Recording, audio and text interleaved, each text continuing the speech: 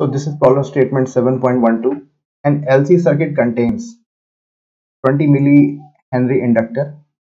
So value of L is 20 milli,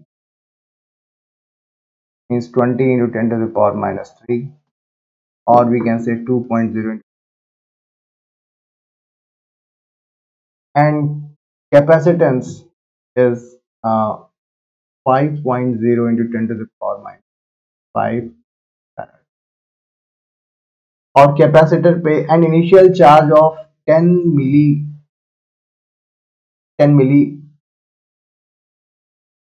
Coulomb. तो इसके यानी कि let me draw one diagram. और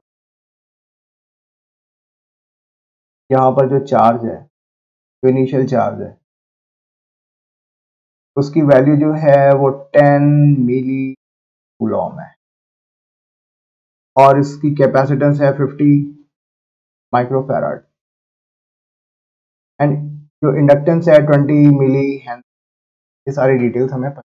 eight time t is equal to 0, यहाँ पर अभी की सिचुएशन है 50 माइक्रोफैराड वाले कैपेसिटर पे गेट्स पे 10 मिली कूलॉम का चार्ज अवेलेबल है. तो what is the total energy stored initially. तो इनिशियली कितनी एनर्जी स्टोर्ड होगी. देखो इंडक्टर की एनर्जी स्टोर्ड कितनी होती है, हाफ एल आई स्क्वायर. लेकिन इनिशियली करंट फ्लो नहीं हो रहा है, और जो भी चार्ज है वो लोकेटेड है कहाँ पर, कैपेसिटर पे. तो टोटल एनर्जी जो होगी वो that will be equivalent to the energy stored in capacitor. तो total energy will be half CV square, or we can say half Q square upon. So half, what is the value of Q? 10 or 100 into 10 to the power minus 6,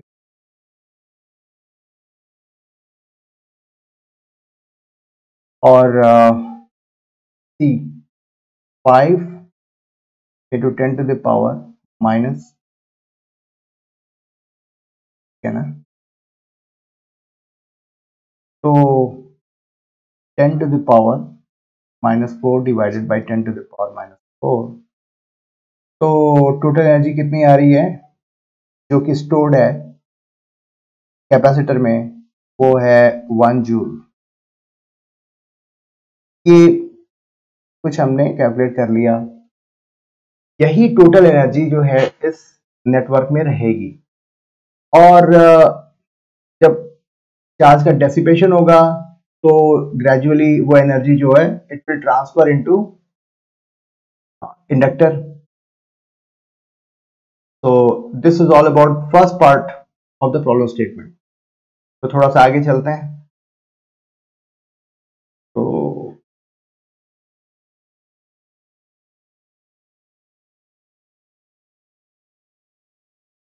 sorry है. तो second part क्या, what is the natural frequency of the circuit. तो natural frequency में निकाल, पहले angular frequency निकाल लेते हैं. 1 upon under root L C. तो एल की वैल्यू है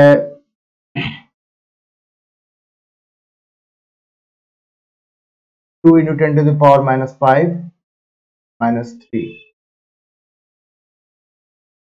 और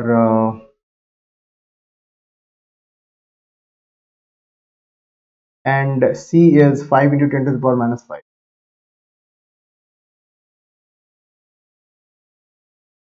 तो ये हो गया, ये 5 into 2 10 हुआ, 10 to the power minus 1, तो 10 to the power minus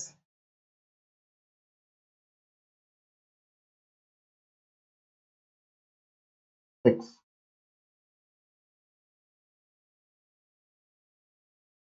Am I right? 10 to the power minus 1, 10 to the power minus 6, or 10 to the power 3000.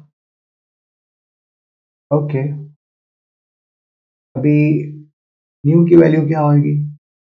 100 divided by 2 पाई, तो 500 divided by 3.14. So new comes out to be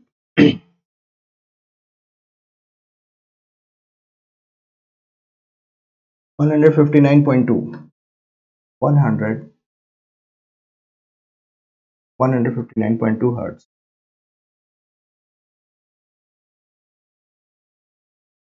ये बात समझ में आ रही है आपको? तो न्यू की वैल्यू हमने कैलकुलेट कर लिया, अच्छी बात है।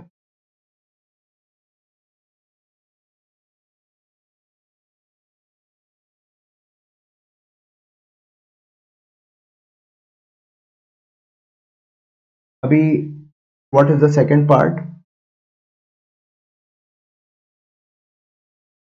At what time the energy stored completely electrical, stored in capacitor, and at what time completely magnetic, means total energy is stored in inductor.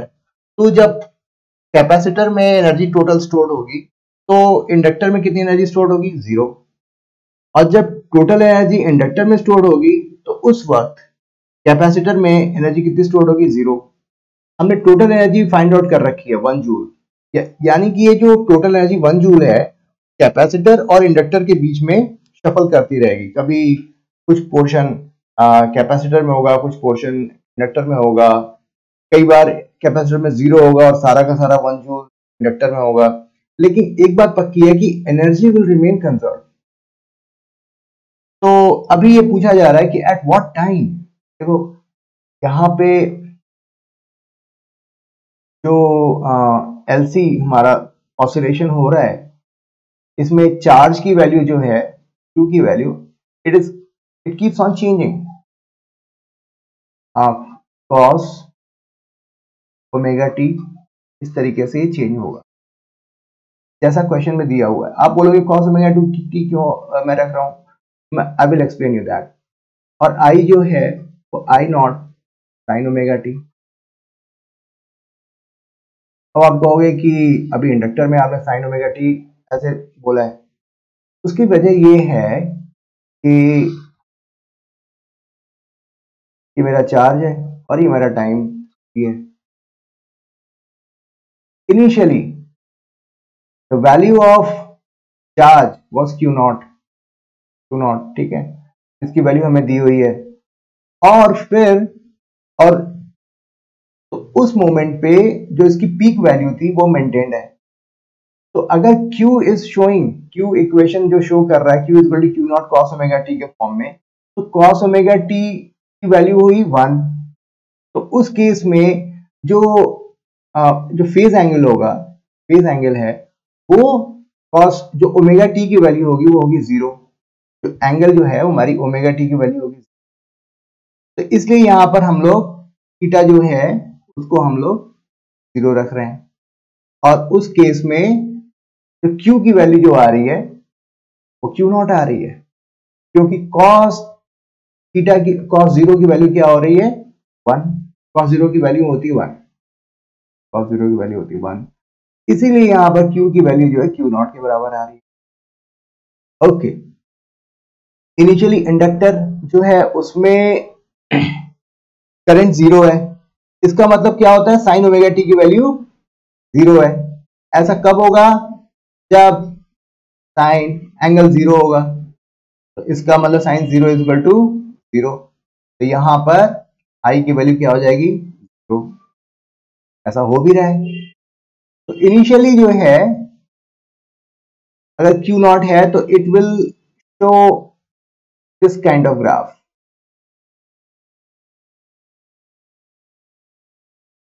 और इंडक्टर में कैसे शो करेगा ग्राफ? ये मेरा अगर I है और ये T है, तो ग्राफ जो होगा वो कुछ यूं ऐसे होगा। तो जो ऊपर वाला ग्राफ है वो कॉस फंक्शन का ग्राफ है, और नीचे वाला ग्राफ जो है वो साइन फंक्शन का ग्राफ है। इसीलिए हम Q को जो है Q naught cos omega t के फॉर्म में रिप्रेजेंट करेंगे। तो अब ये this is graph number 1 and this one is graph number 2। तो पहले ग्राफ को आप देखो, तो इसमें ये जो चार्ज की वैल्यू है पीरियोडिकली चेंज हो रही है, कभी ये 0 हो जा रही है, कभी ये Q0 हो जा रही है, कभी ये लेस देन Q0 हो जा रही है। वैसे मैक्सिमम वैल्यू Q0 ही है। तो क्वेश्चन में क्या पूछा है, at what time the energy stored is completely electrical. यानी कि देखो, अभी मैं आपको बता रहा हूं कि इस सिचुएशन में यहां पे कंप्लीटली इलेक्ट्रिकल है, इस पोर्शन पे माइनस Q0 हुआ, यहां पर माइनस Q0 हुआ, कोई प्रॉब्लम नहीं है। एनर्जी क्या है, half Q square upon C, तो माइनस Q जो है स्क्वायर करेंगे Q स्क्वायर ही आएगा।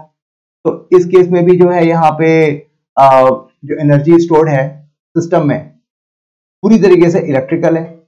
फिर यहाँ पर देखो इस केस में, फिर इस केस में, अच्छा ये एंगल 0 है और ये एंगल जो है वो 90 डिग्री है, और ये एंगल जो है, ये जो मैं let me if I can highlight ये पोर्शन जो है वो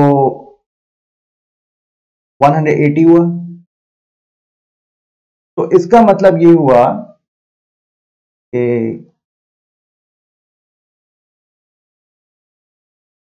cos ओमेगा टी जो है इट शुड बी 1, तभी हमारा प्योरली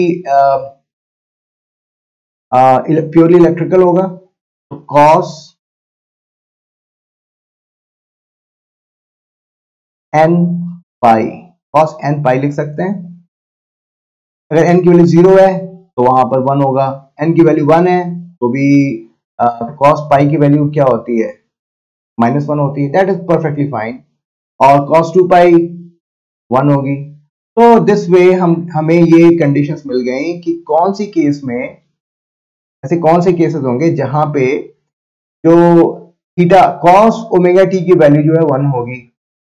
तो ठीक है, तो इसका मतलब omega t is equal to n pi हुआ। ओमेगा क्या होता है, 2 पाई अपॉन टाइम पीरियड और इंटू टी। तो और ये हो गया n पाई, पाई से पाई कैंसिल हुआ। तो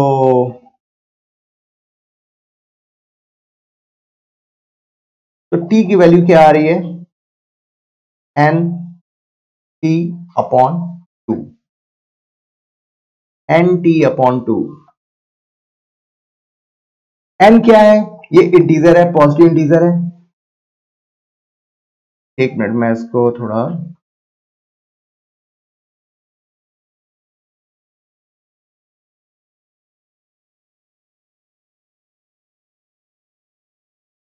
जो n है ये पॉजिटिव इंटीजर है,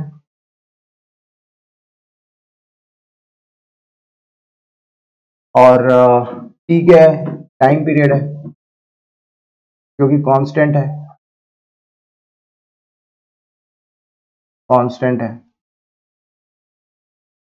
तो t हमारा जो क्या क्या वैल्यूज आएंगी, 0, t/2, 3t/2, 2t, 5t/2। इस तरीके से ये वैल्यूज अलग अलग हमें अलग अलग टाइम पे हमें जो cos ओमेगा टी की वैल्यू जो है वो 1 आएगी, और हमें सर्किट में जो एनर्जी होगी उस मोमेंट पे पूरी तरीके से 100% इलेक्ट्रिकल होगी। अच्छी बात है। अभी नेक्स्ट पार्ट में ये पूछा गया है कि कौन से टाइम पे कंप्लीटली मैग्नेटिक होगी। तो जिस टाइम पे जब कैपेसिटर में चार्ज बिल्कुल 0 हो जाएगा, उस केस में इंडक्टर में टोटल एनर्जी हाफ Li² हो जाएगी, और वो कितने किसके बराबर होगी, 1 जूल के बराबर होगी, ठीक है ना। तो इसका मतलब हमें वो टाइम, वो मोमेंट्स ढूंढने हैं जब cos ओमेगा टी की वैल्यू 0 हो, cos ओमेगा टी की वैल्यू 0 हो। This condition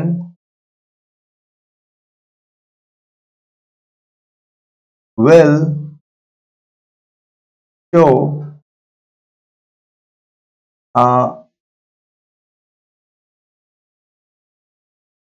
inductor as total energy, means circuit has only magnetic energy, ठीक है। तो अब ये कौन से पॉइंट होंगे इस ग्राफ को, आप जो ग्राफ मैंने अभी बनाया है, मैं फिर से बना देता हूं, ये ऐसे तो ऐसे ऐसे चल रहे हैं। तो देखो cos π/2 की वैल्यू 0 होती है, ठीक है, और उसमें आप π/2, ये हो गया 90 और ये हो गया 90, 180 पर फिर से जो है ये 0 हो जाएगा। तो इसका मतलब ये है कि कौन कौन से एंगल्स होंगे, π/2 प्लस पाई 2π/2 यानी कि 3π/2, 5π/2, 7π/2, 9π/2, ठीक है। और नेगेटिव भी आप ले सकते हो, कोई प्रॉब्लम नहीं है।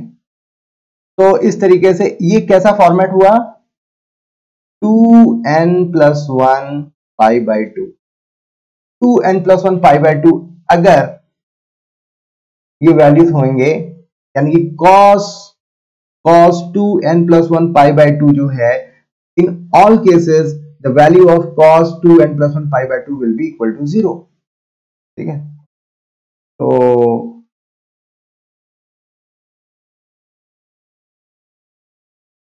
इसको सॉल्व करने की कोशिश करते हैं। cos omega t is equal to cos 2n+1 π/2, तो cos तो कैंसिल हो गया, 2 pi upon capital T small T 2n+1 π/2, ये गया, ठीक है।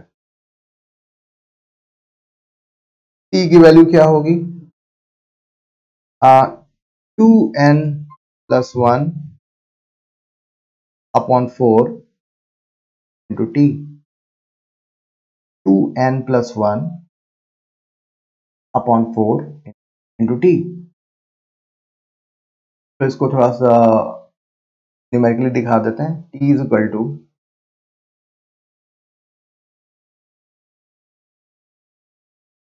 एन की वैल्यू 0 रखो तो क्या होगा, t upon 4, n is equal to 1 रखो तो 3 टी अपॉन 4, 3 7 टी अपॉन 4। ये पॉइंट्स होंगे जहां पे सर्किट में पूरी तरीके से मैग्नेटिक एनर्जी होगी और इलेक्ट्रिकल एनर्जी 0 होगी, ठीक है। ऑलराइट, अभी क्या पूछा है, at what times the total energy shared equally between the inductor and capacitor. अच्छी बात है। तो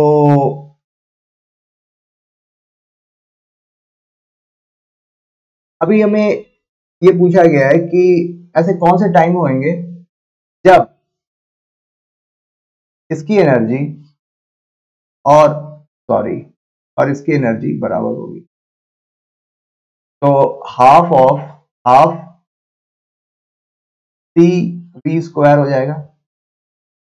तो इसका मतलब इसकी एनर्जी कम हुई, तो तो इसमें इस पे जो चार्ज पहले Q था, अभी Q तो नहीं रह जाएगा, Q नॉट जो था वो Q नॉट नहीं रह जाएगा, अभी कुछ और हो जाएगा। मान लिया Q है, तो इस केस में now energy stored in the capacitor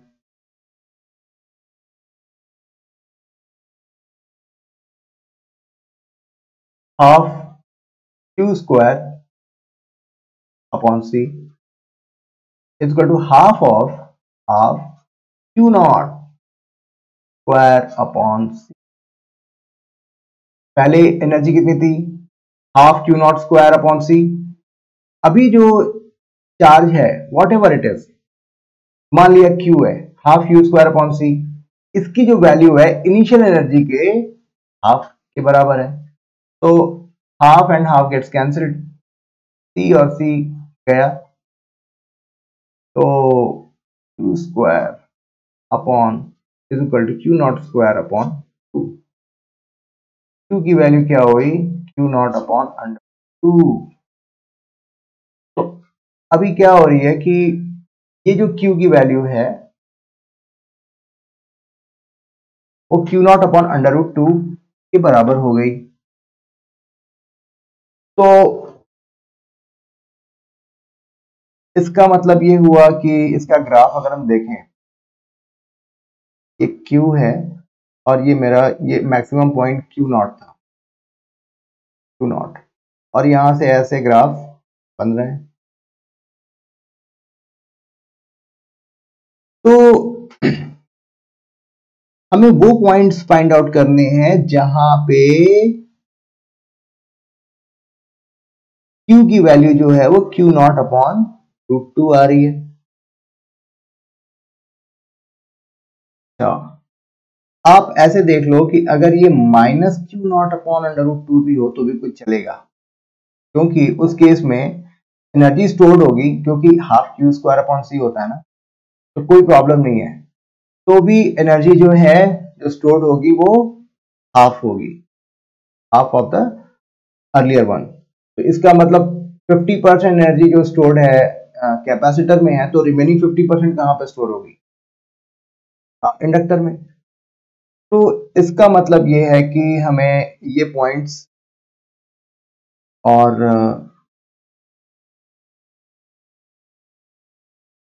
ये भी पॉइंट हमें चलेगा, फिर ये पॉइंट चलेगा, फिर ये पॉइंट चलेगा।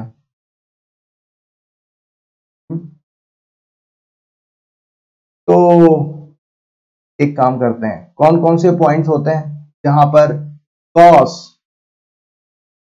पाई बाई 4 की वैल्यू क्या होती है, 1 अपॉन अंडर रूट 2 होती है।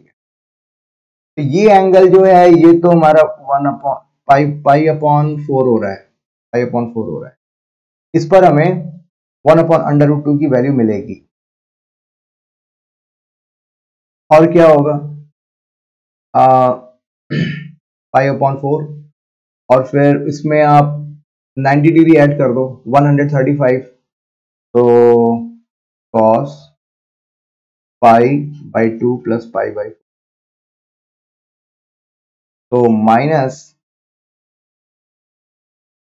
ये फर्स्ट क्वाड्रेंट हुआ ना, तो फर्स्ट क्वाड्रेंट में तो सारे के सारे ही पॉजिटिव होते हैं, साइन,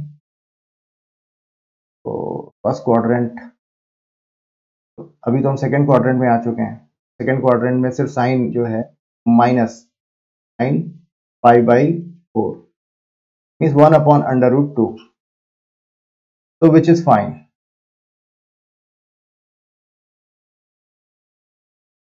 तो this is also acceptable.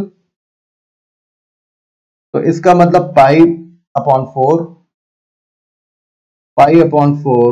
Plus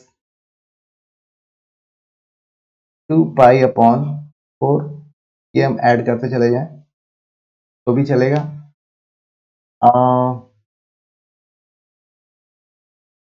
हाँ, 90 डिग्री ऐड करते चले जाएं, कोई प्रॉब्लम नहीं है।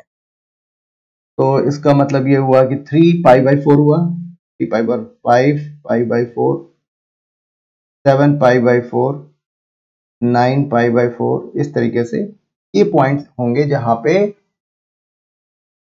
जो हमारे Q की जो वैल्यू आ रही है वो Q0/√2 आ रही है। ठीक है, तो ठीक है भाई, अच्छी बात है।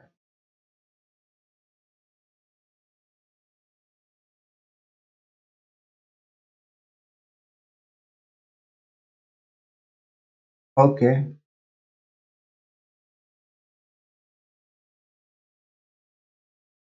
तो cos omega t is equal to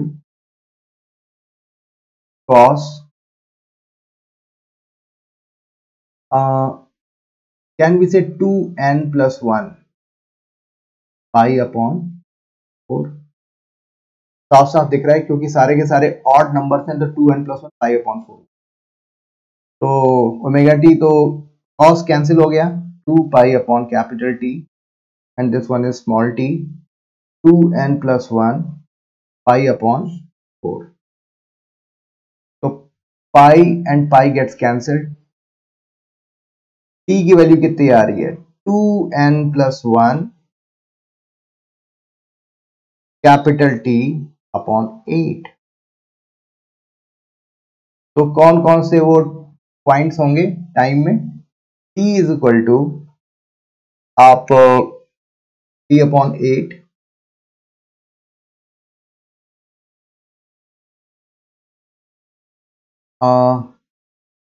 3 T/8 5 T/8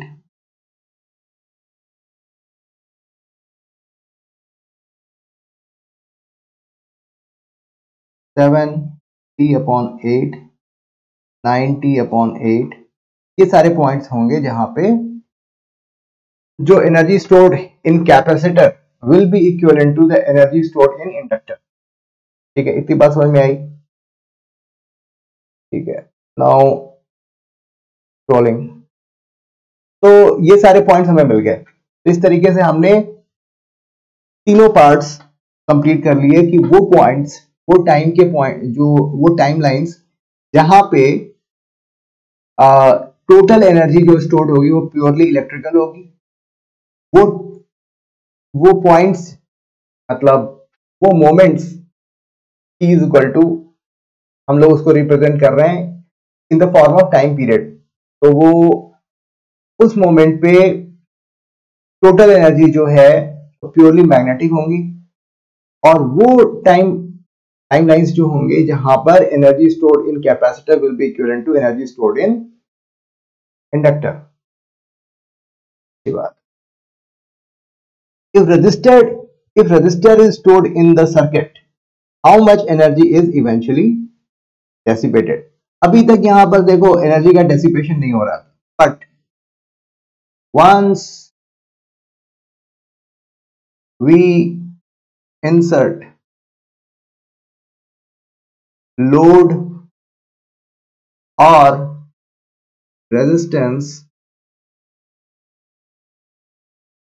power dissipation or energy loss will take place.